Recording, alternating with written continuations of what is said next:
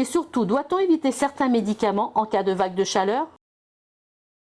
Enfin, il faut éviter certains médicaments, comme bien sûr les antipyrétiques, le paracétamol, l'aspirine, qui sont inefficaces pour traiter le coup de chaleur et potentiellement délétères, car ils peuvent aggraver une atteinte hépatique parfois présente.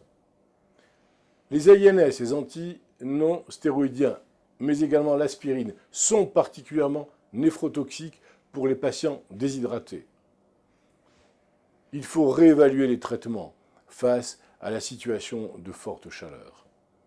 Et attention, en aucun cas, il n'est justifié d'envisager d'emblée et systématiquement une diminution ou un arrêt des médicaments, pouvant interagir avec l'adaptation de l'organisme à la chaleur, sans s'être assuré que les mesures hygiéno-diététiques appropriées ont été mises en œuvre. Et c'est là où on fera intervenir les rafraîchissements, l'aération, l'hydratation que nous avons évoqué plus haut. Mais également ne pas arrêter ces médicaments sans évaluation clinique et biologique préalable de l'état d'hydratation et bien sûr toujours sous le contrôle de votre médecin. En pratique, pour les médicaments, réévaluer l'intérêt de chacun des médicaments en termes de bénéfices, risques individuels.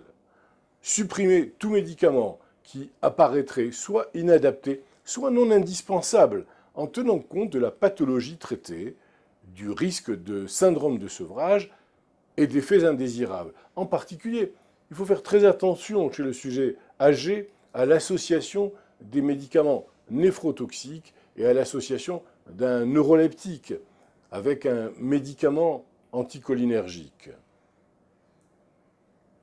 Recommander aux patients de ne prendre aucun médicament, y compris les médicaments délivrés sans ordonnance, sans l'avis d'un professionnel de santé. Toujours la référence aux professionnels de santé et aux médecins traitants, bien sûr.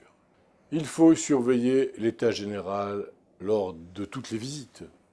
Les premiers signes d'alerte sont les suivants.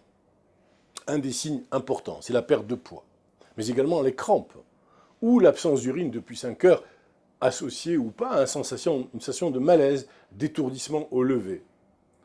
L'apparition de signes en rapport avec une pathologie liée à la chaleur signe l'échec des mesures préventives. J'insiste à nouveau sur la prévention dans les situations de canicule.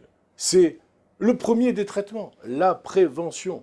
Il faut éviter que nous nous trouvions dans des situations difficiles, voire désespérées chez les personnes âgées.